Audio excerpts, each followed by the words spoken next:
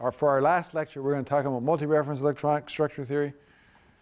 Everything we talked to so far is pretty good as a black box. Multi-reference electronic structure theory is not a black box. It still gives me challenge after doing these kind of things for 10 years and having Larry Harding, the world expert, next door to me. But I still think it's worthwhile to talk to you about some of the concepts. Some parts of it, the parts that I'm going to try and emphasize, are quite straightforward. And even if you're reluctant to do it, it's good for you to understand what the problem is and how severe it is. And I'm going to show you the problem for a very simple case, a simple bond fission. Okay? You take a molecule like methane, break it into methyl plus H. You cannot use a single reference method, basically, to get a good energy. Lots of people try to and pretend to and think they are, but you can't. It is a well-known to the people that derive electronic structure method to be a multi-reference problem. And the basic problem is, as you go out to asymptotic separation, you're going to having two electronic states that are degenerate or more. So if you got, in the end, you've got a methyl radical and an H radical. And it comes back to your question about spins, right? The ground state is a singlet state, okay? But now we've got two independent spins. You can just as well make a triplet state with those spins. And if they're infinitely separated, they don't care whether they're spin paired or not. And so you get a singlet and a triplet state that are degenerate. And the standard electronic structure methods are not made to deal with that particular problem. It turns out that another way to think about it is that the wave functions just don't properly map into those. So that's some of the motivation for this. It turns out that there is sort of an analog to MP2 theory that basically takes account of these two configurations for the simple bond fission. And it's actually not even much more expensive than that. And as long as all you're doing is dealing with these two configurations, it's not hard to do properly. You do have to pay a little bit of attention. You have to look at the wave function and make sure you're getting the references, those two that you want. But you almost always will anyways if there's just those two. And it's not any more costly. So we should do it a lot more. There's also an analog of CI, multi-reference CI. And just like sometimes MP2 is better than CI and CI is mostly better than MP2, same kind of thing. And sometimes CAS-PD2 is better and sometimes CI is better. The advantage of CAS-PD2 is its size consistency. It doesn't have this problem that two separate things are treated differently than one. With the CI, you're doing a slightly higher order treatment. In principle, you can have multi-reference versions of coupled cluster theory, and I'll talk a little bit about that. But those methods are still really being developed. They've been promising for many years, but they're, as far as I know, not quite ready to be used routinely. All right, so let's look at this methane bond dissociation problem and try and show you the example. I got a bunch of different calculations here. These are calculations with either restricted spin methods or unrestricted spin methods. What do I mean by that? When you do electronic structure theory, you can, with your input files, generally either specify it to be the proper spin. So if you got a singlet state, you'd say, I want to have exactly a singlet spin. Or if I got a triplet state, I want to have exactly a triplet spin. Or a doublet state, I want to have exactly a doublet spin. That's, in principle, the right thing to do because the spin is a proper conserved quantity that you shouldn't violate, right? But very often, you let things be unrestricted. And then you say UHF instead of RHF. And then your spin can be whatever it wants. And if it doesn't come out with the one that you think it should be, that's a sign that there's some problem going on, all right?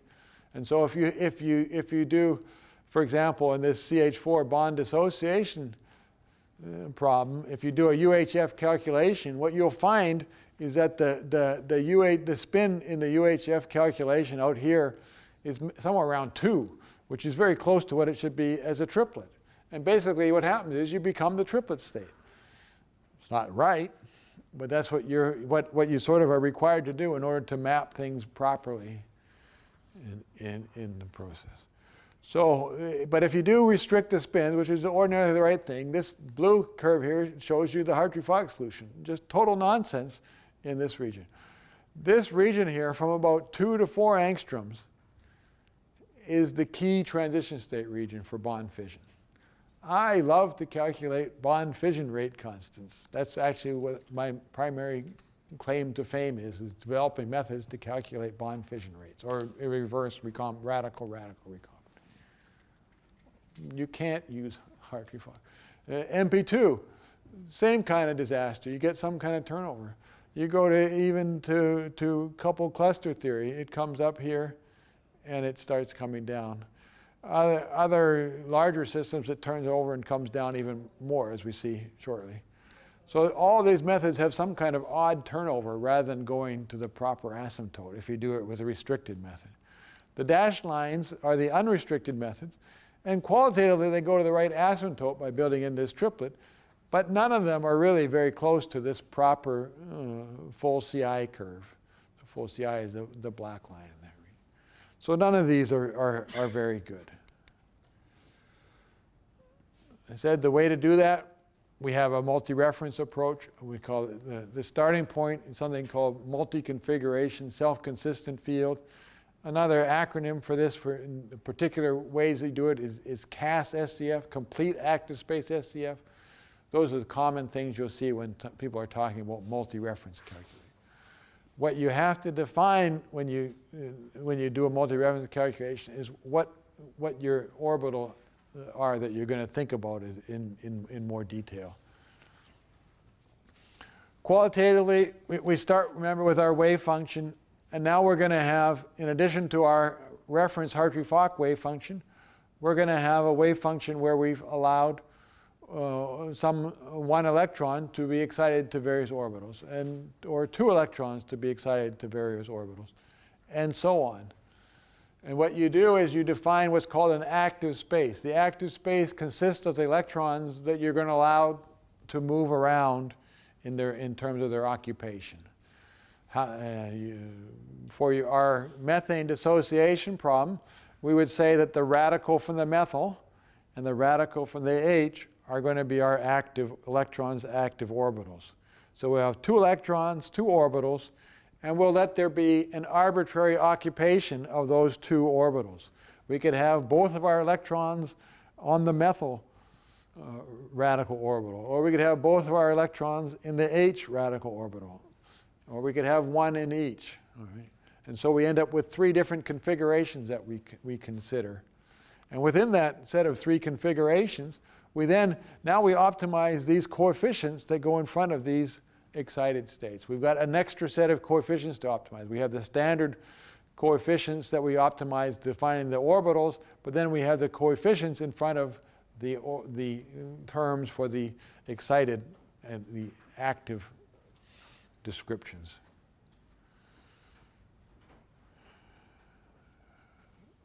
So this is the basic description. What I described to you was a 2-electron, 2-orbital active space. That's the common one that's most useful for a lot of standard problems. You can probably, before you ever do anything else, you should always do something like that as a way to teach yourself a little bit of electron. For more complex problems, you have to deal with quite a few more orbitals.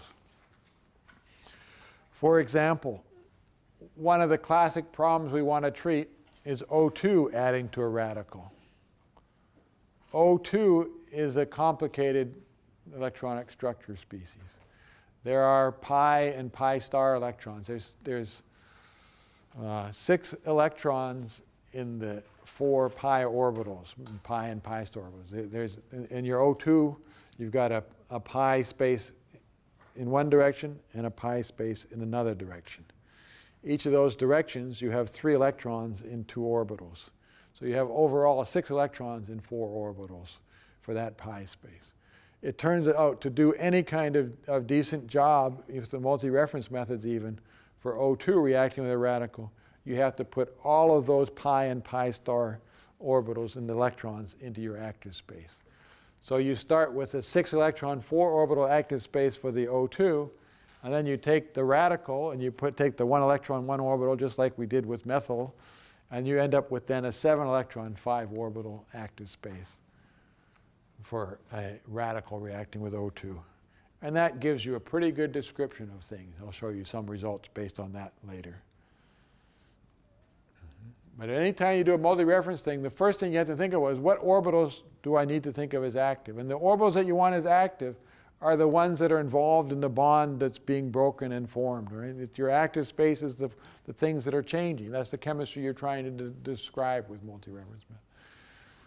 Sometimes it's really, really hard. Bond fissions, it's mostly not too hard to think about what it should be.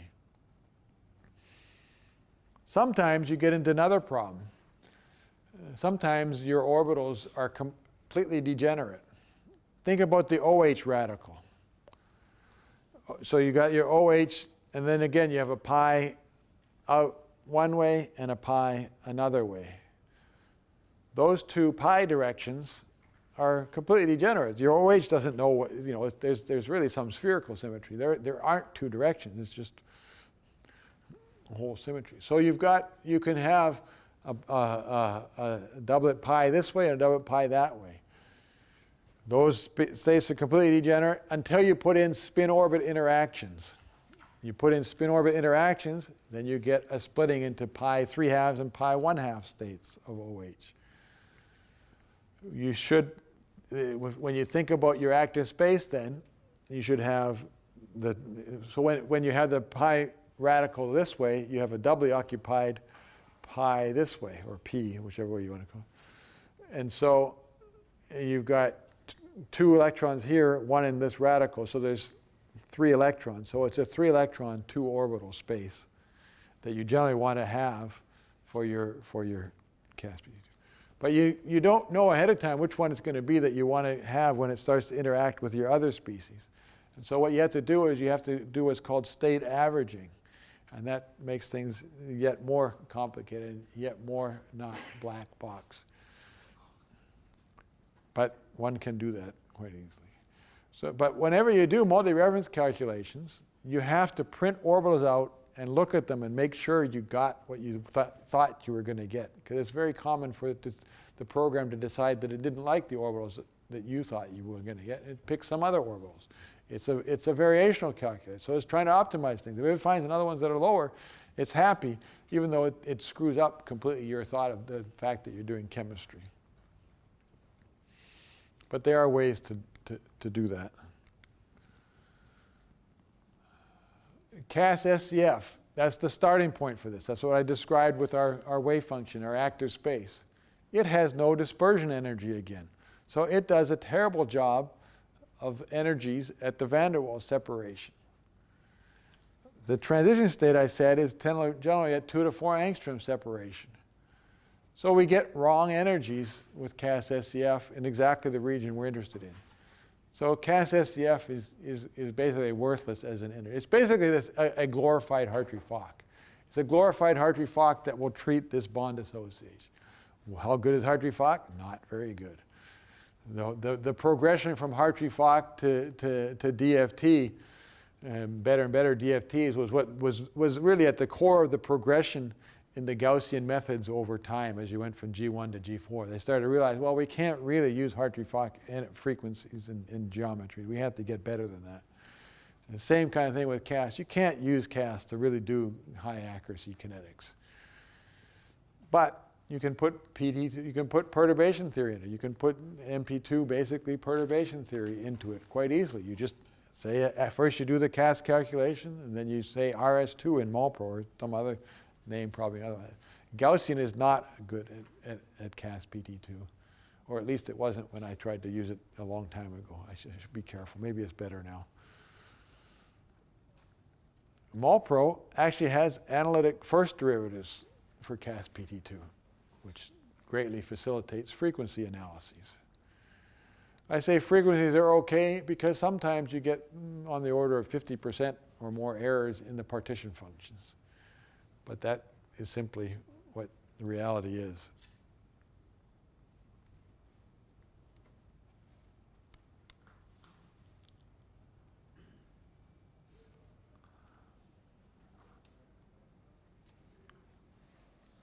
think I'm going to come back to this later. All right. In addition to PD2, you can do CI, multi-reference CI. We generally call that CAS plus singles and doubles. Okay? So you're taking the single and double excitations from your CAS active space, your CAS reference space.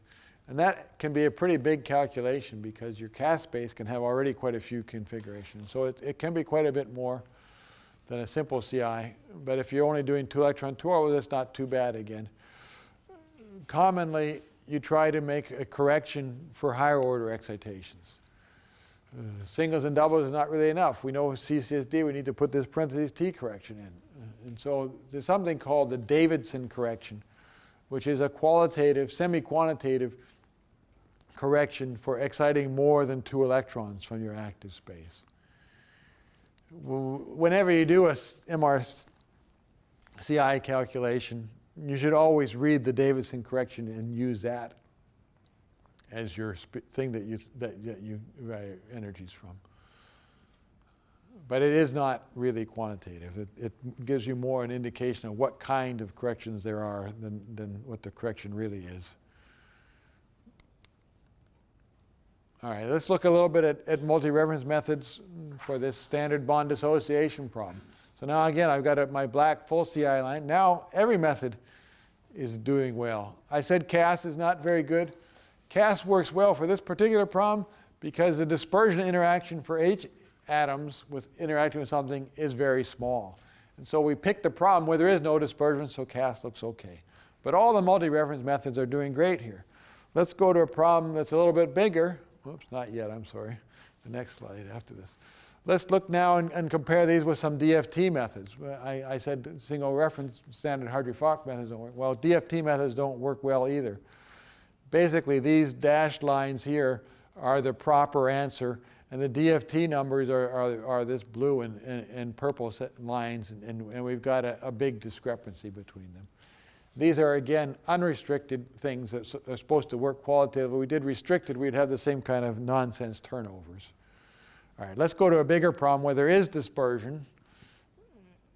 And now you see that the green CAS line is indeed quite a bit too high compared to what our best answer is, which is these dashed lines. The CAS PD2 and MRCI give pretty similar answers, not exactly the same.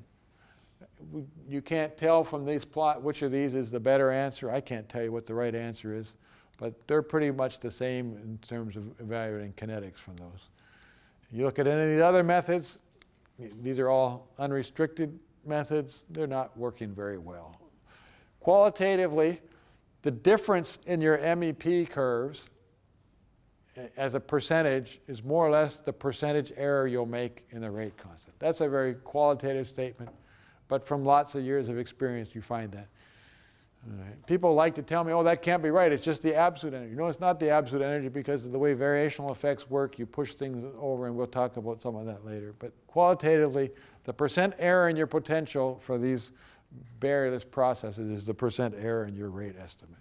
So these are off by about a factor of 2, so we're about a factor of 2 error in the rate constant if we used something like unrestricted DFT. Here is a plot of that in terms of percentages. You see all these multi-reference methods give basically the same number. I don't think I want to go through too much detail, but there are different ways you can do the PD2 calculation, different ways you can do the CI. They don't make too much difference. This here is using our B2P-lip method with the D3 correction. And so my favorite method doesn't work because, again, this is a multi-reference problem. I will say one thing here. I have also got what I call here a spin splitting approach. What do I mean by that? When we get to more complex problems, we will see that there's big differences between doing things with CI and doing things with CAS PT2. Why? Well, it's just that it's hard to get them to converge. And so then you think, well, that difference, you don't really know which one is right. And so that difference is telling you more or less what your uncertainty in your rate estimate is going to be. And that turns out to be a larger number than I'd like to see for some cases. And you can try and increase the active space. And you find that they don't really converge towards each other very well because you just can't make the active spaces big enough. So you get differences. What it turns out is that we found a nice trick, and Franklin contributed to finding this trick, and that is that you can still use standard things like coupled cluster, CCSD parentheses T, to calculate the higher electronic state. The problem is calculating spin paired states when you've got their bonds length. The spin unpaired states you can do just fine. There isn't any fundamental flaw, fundamental shortcoming. So what you can do then is you can calculate that high spin state and use the multi-reference methods to calculate the spin splitting. Turns out the spin splitting is much less sensitive to method than the absolute energy. And so we get a really nice calculation of the triplet state with whatever our standard things are. And then we get a nice calculation of the splitting with a multi-reference method. And we end up finding that things like CAS-PT2 and CI are much more consistent. This plot probably doesn't show that very well, but that's a generic result. Here, this plot shows you a little bit of that. The solid lines here show you the results if you do absolute calculations. So the red and the black are Davidson-corrected CI and PT2. And you see the span here is about a half a kcal. If instead we do this spin splitting approach, we decrease the difference between the two by more than a factor of 2, probably a factor of 3 or so, probably about 1/10 of a kcal there versus 4/10. If you turn that and take that and then estimate the rate constant, I think that's what this is. What is it? Oh no, this is the potential. Oh, this was for ethyl, this is for vinyl. This just shows that the same thing happens. In this case, it's the solid lines that are the spin splitting approach, whereas the dashed lines with the raw results. So a very simple little trick gives us a much more consistent energy. Well, you could say, well, but just because it's consistent, you don't know that either one is right. But when we compare to experiment, we do find that it looks like that's the right answer. We haven't tried to do a full CI on something like this to tell us what the right answer is because it's too big. I said you can you can keep doing this expansion. It's fun to play that game on these bond dissociation curves. So here's an example. Here's what happens with CCSD parentheses T. You get some big turnover. And then CCSD T, you get rid of the turnover, but now it's too high. And these are the absolute curves. It's more useful to look here at the percentage, at the deviations from the best result, which is some kind of Davidson result, Davidson-corrected CI result. And what you see is as we go up in this series of coupled cluster, we get to be more and more right, but eventually we still turn over even at CCSD TQ parentheses P. What that's useful for is if your transition state happens to be in here where you're just starting to be flawed, it's reasonable to presume that going to the T parentheses Q or even T correction will give you a reasonable correction of your state. I think I'm going to skip this one. Another approach, Peter Piachuch in Michigan likes to talk about is completely renormalized coupled cluster theory. With this approach, he accounts for the fact that there is some flaw, and he tries to correct for that with some kind of normalization of some kind of normalization factor. It works sort of qualitatively, but it's not great either. Well, maybe I will do this other slide. Anna Krylov, Martin Head Gordon have something that they call spin-flip coupled cluster theory. And basically what it is it says, all right, we know the triplet state we could do a better job on. So let's set up a coupled cluster that basically corresponds to calculating the triplet and then flipping the spin back to a singlet. That approach works pretty well, but it's pretty expensive. Maybe the codes for doing that are being improved, but at the point when we were doing this test with Anna, it was much too expensive for us to be using for our transition state theory ideas. One of the nice features is it does get you back to having coupled cluster treatments of some of the other things, and so it can be useful in that regard.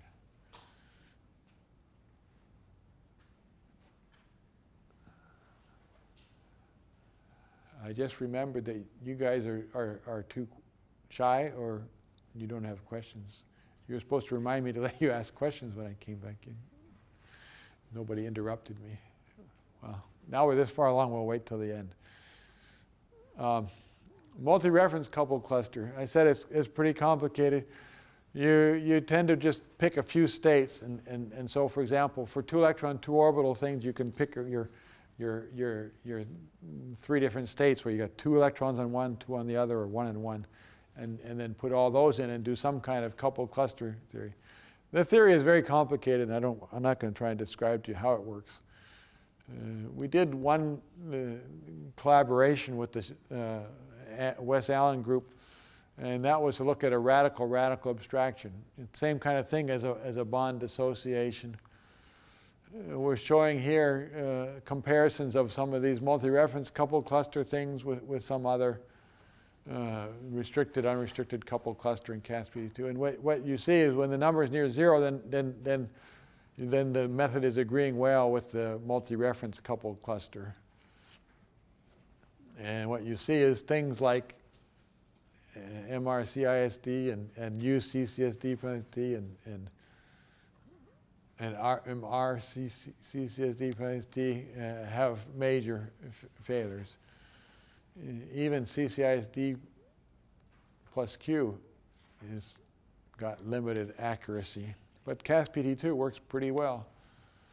You map this into rate coefficients and you see a wide span in your rate predictions from these different methods. But if you limit yourself to these multi-reference coupled cluster and CASPD2, your predictions are all pretty good agreement with each other.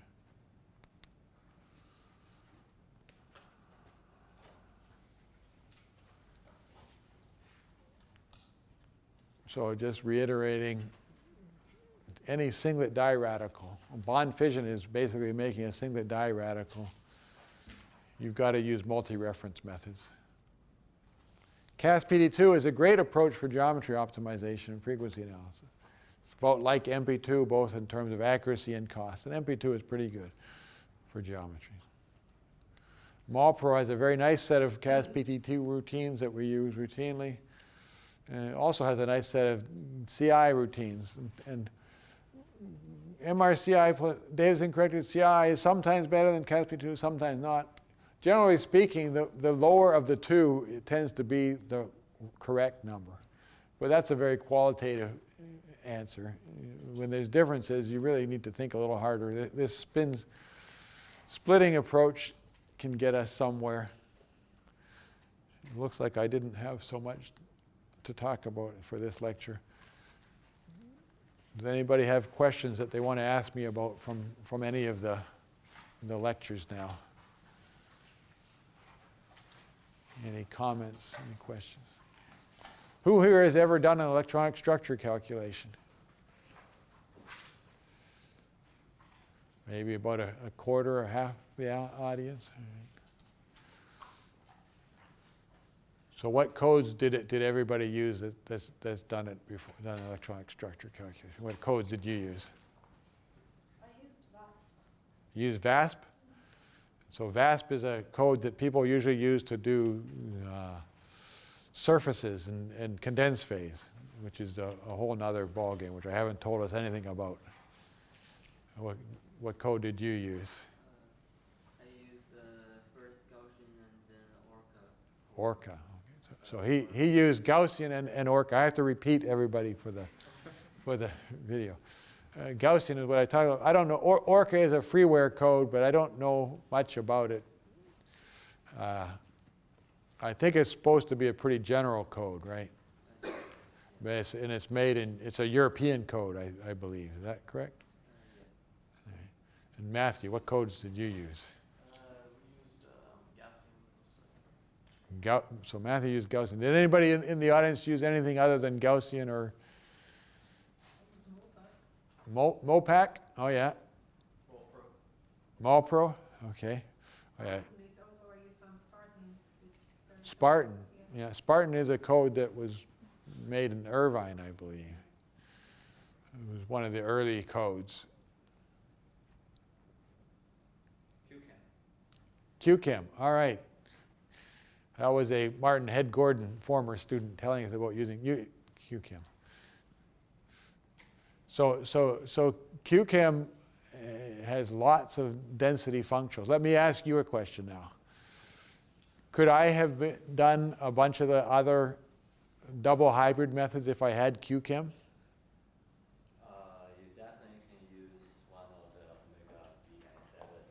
omega B97. Yeah, you can definitely do the omega B97s because the omega B97 density functionals are Head Gordon density functionals. Yes. Does anybody have any questions? I'll start at the back there. So, a question. You said that you often run into issues when doing these multi-reference methods. So how do you know when you've got an issue or it's not converged right? Because maybe you're doing a system you couldn't do the full CI. It was nice that you were able to compare for the examples you showed us, but how do you know when you have trouble? Okay. So his question was, how do I know when we've got trouble with multi-reference methods? And that's a hard question to answer definitively. Qualitatively, what you often do is you will calculate energies relative. So anytime you're doing electronic structure calculation, you're trying to calculate a relative energy. Maybe a transition state relative to reactants, or a transition state relative to products. Now you can generally calculate the reactants and products with real high accuracy with the standard single reference methods. Now you calculate your transition state and you compare it to reactants and you get one energy. You compare it to products and you get another energy. And those two should be consistent with your reactant to product energies. Very often they're not. Then you've got some sign of a problem. Another thing you'll do is you'll vary the active space. And if the energy changes a lot with changing the active space, then you're a little bit concerned. A third thing you can do is compare a CAS-PT2 and a CI energy. And if those are quite different, you've got some concerns. Another thing that you can do is you can do a CI calculation sometimes without internal contraction. That was one of the things I had up there. You can, I didn't describe it, but there's something called internal contraction where basically it's making an approximation to how it's representing the excitations. And if in the most sophisticated calculation, you don't make that approximation. But it can lead to orders of magnitude longer CPU times. But you might be able to do it, say, for one of your smallest basis sets and compare with and without and see whether that makes a difference. So there are things of that sort that you can do and just sort of. Basically, I find that it's hard to get a CI-based energy that has an accuracy better than 1 to 2 kcals. You can't do this sort of a 1/10 of a kcal sort of thing as long as you're doing multi-reference method. But it is useful, especially for these reaction rate of various things, to just do CI and CAS-PT2 and see differences. And there often you're pretty good and consistent, and you don't have these problems. But if for more complex real transition states that are taking you over a sharp barrier, it's just hard to do better than 1 to 2 kcals. I'm sorry. Now, question over here. Yeah, so I wanted to ask, maybe you're going to get to that in the chemical kinetics part of this course, but I wanted to ask if we want to make certain predictions in terms of combustion parameters, such as the ignition delay, like is there any specific software package that you'd recommend? I'm sorry. If you want to like link, Oh, if you want to, so her question, if I understand correctly, is if you want to link electronic structure to kinetics, what's the best way to do that? Are there packages to do that? So Polyrate does a little bit of that. We're writing this code, ES to KTP, that I was supposed to get ready to release here at this meeting, but I didn't. The main feature of that code is to make that link. Other than that, you've got to do a lot of things just by hand. You just run the electronic structure, and then you do this crazy extracting geometries, put them into your other file, put the energies in an Excel file, collect a bunch of things, and so it's a lot of tedious work that an engineer would probably never do. But a scientist doesn't mind. And so for years I've done it the slow way. Are there other questions? Anybody else with a question? Okay. So this is all new to me, so this might not be the best question to ask, but basically the grand picture here is we're doing all this so we can be able to calculate the rate constant or the rate parameters, so the A, alpha, and E for a reaction. Yes, that's correct. I'm sorry, his question is, so why are we doing all this? We will come tomorrow to transition state theory expression. But the basic transition state theory expression is the rate constant is equal to the Boltzmann's constant times the temperature over Planck's constant, all just, trivial things, times the partition function for the transition state divided by the partition function for the reactants, times a Boltzmann factor in the energy of the transition state relative to reactants. Historically, the thing that's hardest to know is what that energy of that transition state is. Electronic structure theory, all what we've been talking about here, gives us that energy to put into that expression. And the errors in it then map according to the Boltzmann factor. That's why on that one plot, I showed how Boltzmann factors map with the uncertainty in the energy and talked about what the errors are that you get from that. And so really if you want to get factors of two sorts of accuracies at 1,000 Kelvin, a good sort of goal for combustion, you want about a kcal per mole at 2 sigma uncertainty in your energies. And so that's the sort of grand goal we're trying to get to. And certainly the methods are there to do that for almost all situations. There are some things that still give us trouble. But the vast majority of things that you ever want to do in kinetics, you can get now at that kind of accuracy. And yeah, we will talk a lot more tomorrow about how we then use it. We started here with the electronic structure part. Tomorrow we'll move on to thinking about nuclear part. And that'll tell us how do we evaluate these partition functions. And then the last day, when you take a bunch of these rate constants for a bunch of different channels and put them together to get overall rate constants for complex systems with multiple transition states and things. Any other questions?